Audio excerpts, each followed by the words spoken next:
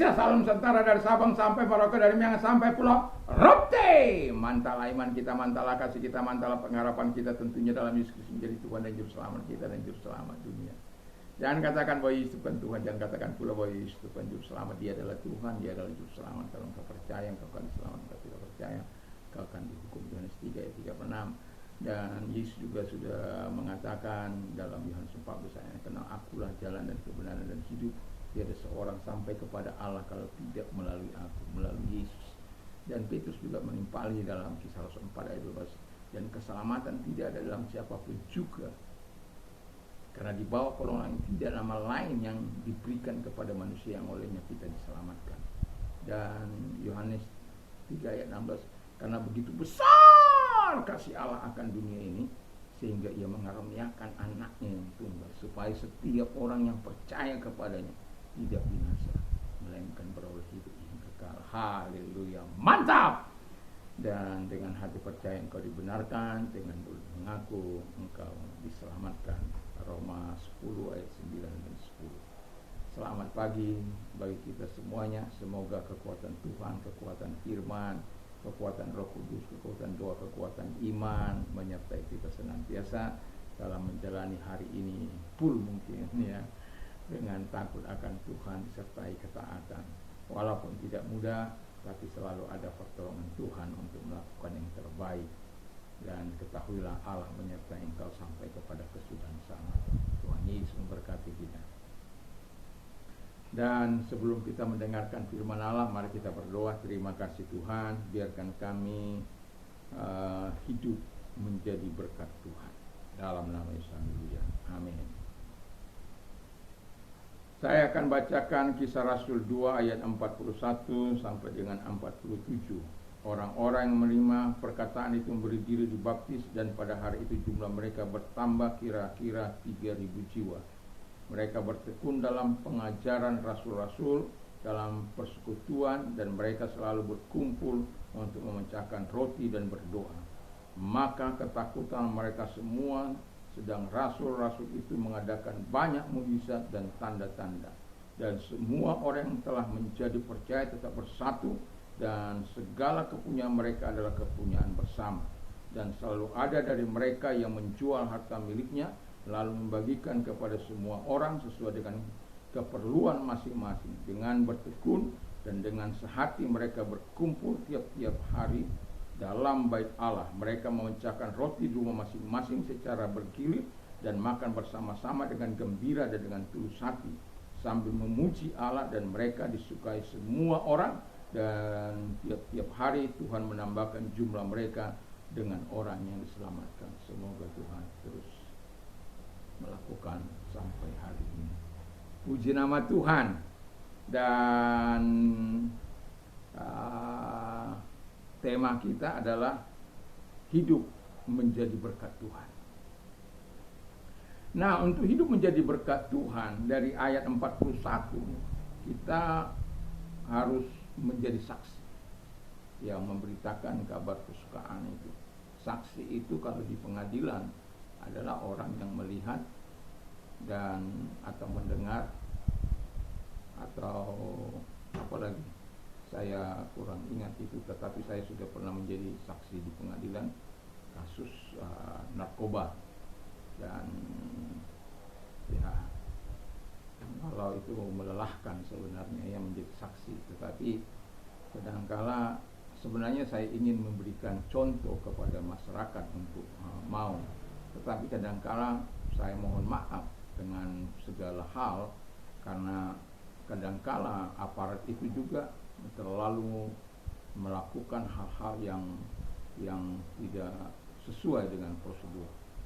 Saya sebenarnya hampir kecewa saja di situ, karena saya mengalami panggilan pertama, tapi tidak saya sampai kepada saya. Lalu ada panggilan kedua, tentu sudah ada peringatan di situ. Dan saya bukan orang yang berdolak-dalik, saya langsung datang ke sana dan saya bilang keberatan hati saya. Dan pada akhirnya kepalanya itu mengatakan, dicari itu siapa yang memberikan, karena ada nota itu, nota untuk siapa yang menerima di rumah saya. Karena di rumah saya ini hanya ada saya pada waktu itu, anak saya dan istri saya, tidak ada yang lain. Dan pasti kalau itu sampai kepada saya, pasti mereka sampaikan, tapi tidak. Saya tanya juga tidak. Dan itu saya bilang kepada aparat, karena Anda tidak profesional, jadi banyak orang tidak melakukan apa, kalaupun mereka menyaksikan, melihat, mereka mendengar, mereka cuek saja. Ya, jadi kalau dalam Alkitab menjadi saksi Kristus itu dia orang yang melihat, ya, terus mengalami, merasakan, mengatakan kembali hal yang dirasakan, hal yang dinikmati untuk memberitakan perbuatan-perbuatan yang besar dari apa yang sudah kita nikmati. Seperti dalam 1 Petrus 2 ayat 9 itu. Kamulah imamat yang rajani, bangsa yang kudus, umat kepunyaan Allah yang telah memanggil kamu keluar dari kegelapan kepada terangnya yang ajaib, supaya kamu memberitakan perbuatan-perbuatan yang besar dari Dia yang telah memanggil kamu keluar dari kegelapan. Jadi kita cukup menceritakan dan kita mengalami bersama dengan Tuhan. Dan ada orang, kalau dalam apa ini jelas dalam Alkitab, saksi-saksi yang pertama mereka melihat Tuhan itu. Tapi yang jelas kita harus mengalami yang namanya pertemuan dengan Tuhan. Melalui pembacaan firman Allah, melalui orang lain, atau melalui penglihatan yang melalui mimpi yang Tuhan berikan kepada kita. Dan itu akan memberikan pengaruh. Bagaimana kita mau menjadi saksi kalau kita tidak melihat, tidak merasakan, tidak pernah mengalami Tuhan. Bagaimana kita mau mengatakan Yesus itu baik, Yesus luar biasa, Yesus itu perkasa, Yesus itu luar biasa, sementara kita tidak pernah merasakannya. Seperti yang sering saya katakan, saya sejak percaya betul-betul 1 Maret 1987, saya mengandalkan dokter di atas segala dokter itu. Bukan berarti saya anti dokter, kadang-kadang dokter juga memeriksa saya. Tetapi kalau untuk sampai menikmati apa yang mereka berikan, ya bukan saya mau sombong, bukan. Kadang kalau orang sudah antar kemari sesuatu, itu enggak saya makan, salah dimakan, salah, itu memang vitamin saja. Tapi kalau sudah itu, kadang-kadang rasa bersalah itu ada. Akhirnya ketika sudah datang rasa bersalah, ya akhirnya dia expired. Karena orang kasih gitu loh. Masa kita dikasih orang? Nah, makanya kalau apa, janganlah seperti hal-hal seperti ini, lebih berterus terang saya mengatakan kepada mereka, jangan seperti inilah. Ya. Saya bukan orang yang ada di situ gitu, bukan orang yang tidak mengandalkan Tuhan. Saya cukup mengandalkan Tuhan. Dan itu sebabnya kalau saya makan itu orang yang udah orang kasih itu kan kadang-kadang obatnya itu yang dikasih itu bukan vitamin, itu bukan yang murah-murah lagi. Kita mau pulangkan sudah dikasih. Kita makan rasa bersalah. Dan pada akhirnya begitulah terbuang.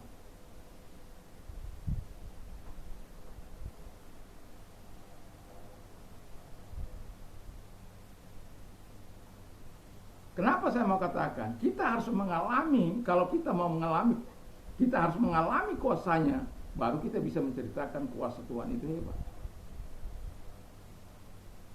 Kita mengalami perubahan, baru kita bisa menceritakan bagaimana Tuhan mengubah kita. Itu menjadi saksi. Yang kedua, belajar dari yang ayat yang ke-42. Belajar firman Tuhan daripada pengajar.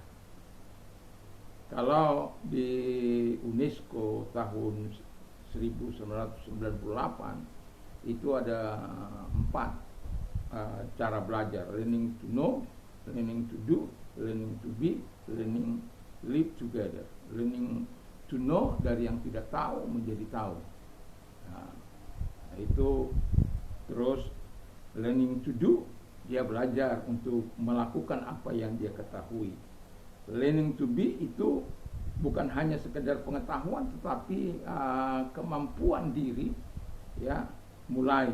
Dan kemudian itu bukan cukup di situ, tapi bagaimana dia bisa berbagi dengan orang-orang, itu learning to be. Karena ada orang-orang yang tidak bisa berkomunikasi dengan orang lain.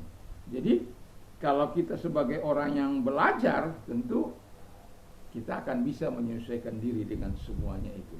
Jadi kalau dalam ajaran iman kira-kira yang dapat diterapkan learning to know itu menguasai ajaran imannya secara bertanggung jawab.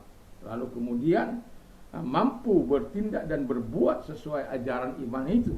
Lalu kemudian ketiga, mampu berperilaku, berkembang dalam kepribadian sesuai dengan imannya.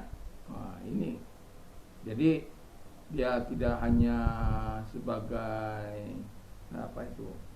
ngomong aja, tapi dia lakukan. Yang keempat, ia dapat hidup, mengumat dan bermasyarakat sebagai ajaran imannya tanpa melupakan jati dirinya. Jati dirinya tentu adalah jati diri yang dalam Tuhan. Jadi di tengah-tengah manapun dia ditempatkan, dia tidak lupa jati dirinya, bahwa saya orang percaya, saya harus membawa kemuliaan bagi Tuhan dimanapun saya bergaul, dimanapun. Kadang-kadang kan orang seperti kambing dia mengembik, ya, dia di dalam kandang ayam dia berkokok. Ada banyak manusia seperti itu. Tapi kita harus menjaga jati diri kita sebagai orang percaya.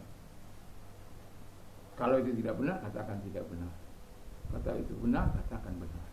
Kalau tidak, katakan tidak. Jadi kita orang melihat, oh ini enggak main-main. Sama seperti ada anggota saya dipajak dulu orangnya. Dia betul-betul walaupun mohon maaf, hidupnya masih orang, saya melihat para teman-temannya sudah punya ini, punya itu, rumah begini besar dan lain sebagainya. Tetapi dia hidup dalam kesederhanaan. Masih pakai ceketer, masih rumah kontrakan dan lain sebagainya. Tetapi kemudian orang-orang seperti itu pasti Tuhan angkat, ya. Dan saya tidak tahu sekarang, tapi terakhir dia berada di kota Jakarta. Jadi hidup itu harus mau belajar. Lalu kemudian berdoa. Jadi berdoa itu kan berkomunikasi dengan Tuhan, menyatakan seluruh kerinduan, napas hidup kita itu, relasi kita dengan Tuhan, hubungan kita dengan Tuhan. Kalau hubungan kita di dalam berdoa itu adalah hubungan timbal balik, saya yakin dan percaya kita tidak akan pernah malas untuk berdoa. Kita tidak akan pernah malas untuk membangun hubungan kita, keintiman kita dengan Bapa di surga. Karena apa? Kita mendapatkan sesuatu, dan kita bisa dari mendapatkan sesuatu dari Tuhan dengan kebaikan-kebaikan Tuhan yang kita nikmati. Wow, itu luar biasa, ya. Jadi kemudian yang terakhir ada persekutuan. Kita sebagai orang percaya tidak bisa hidup sendiri. Kita sebagai makhluk sosial, kita harus bersekutu dengan umat Tuhan ataupun dengan bukan umat Tuhan. Dan nilai-nilai saya katakan bahwa kita harus betul-betul melakukan yang terbaik dalam hidup ini. Kita harus menjaga jati diri kita sebagai orang yang berada di dalam Tuhan. Persekutuan, persahabatan kita, ini kalau sebagai orang percaya tentu kita akan lebih memperhatikan orang-orang percaya dan baru kemudian keluar. Itu kata firman Allah. Jadi dalam kehidupan kita sebagai orang percaya, biarlah kita sungguh bersekutu untuk memuliakan Tuhan, ataupun dengan orang-orang di luar yang tidak percaya kepada Tuhan, yang istilahnya bergaul dengan orang-orang yang ada di luar sana. Dalam pergaulan itu kita harus menunjukkan jati diri kita sebagai orang percaya.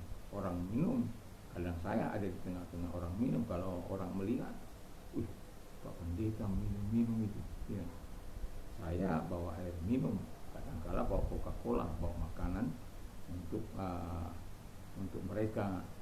Saya sekedar bisa menyampaikan sesuatu kepada mereka. Dan lama-lama yang tadinya di depan rumah minggir sedikit, lama-lama udah sampai jauh dari sini. Waktu masih kira-kira dari 2, 3, 4 rumah saya masih ikut. Tapi setelah sudah lebih dari 4 rumah saya tidak pernah lagi ikut. Tapi waktu mereka ada di sekitar 3, 4 rumah saya masih aktif belikan kacang untuk makan bersama dengan mereka. Supaya Anda tahu kan orang yang mabuk itu, wah ngomongannya juga lebih hebat dari polisi, lebih hebat dari jenderal dia. Nah disitulah kita mengingatkan mereka bahwa kita seharusnya menjauhkan ini karena membuat kita tidak berfungsi dengan layak. Hanya kita pikir minum, kita cari. Bayangkan Anda sudah capek cari seharian, Anda minum, hanya minum, lalu istri Anda lupakan. Ya sih bang, tapi kalau nggak minum saya nggak bisa kan? Bukan nggak bisa, mau atau tidak. Sampai ada yang pada akhirnya mati itu karena terlalu banyak minum. Kadang mereka setelah mereka sudah jauh, ada yang biasa nggak pernah ikut minum bersama dengan saya. Bukan saya minum minuman keras, bukan. Ada orang baru ikut, maki-maki saya sampai sudah bang gitu. Kadang-kadang ya begitu, tapi kalau sudah mereka mengenal sudah bang, itu nggak usah dengar itu. Ya, jadi kita seperti itu. Mari kita harus hidup menjadi berkat Tuhan dengan bersaksi, dengan belajar firman Allah supaya kita dapat terapkan dalam kehidupan sehari-hari kita, dan berdoa untuk jiwa-jiwa yang terhilang, untuk semua orang ya, untuk orang-orang kudus juga, untuk saya juga. Saya sering katakan kepada jangan lupa mendoakan saya dan keluarga. Itu karena apa? Dengan doa-doa mereka saya bisa bertahan. Bukan berarti saya tidak berdoa, bukan. Ya, tapi saya mau katakan pagi-pagi sekali kita harus datang kepada Tuhan. Malam-malam. Ini ada gagasan baru dari sahabat-sahabat saya.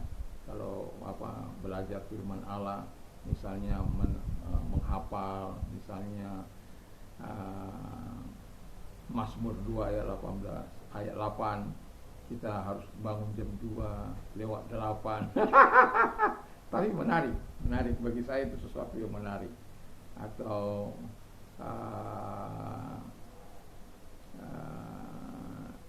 Lukas 9 ya, ayat 23, itu menarik. Jadi jam 9:23 kita, atau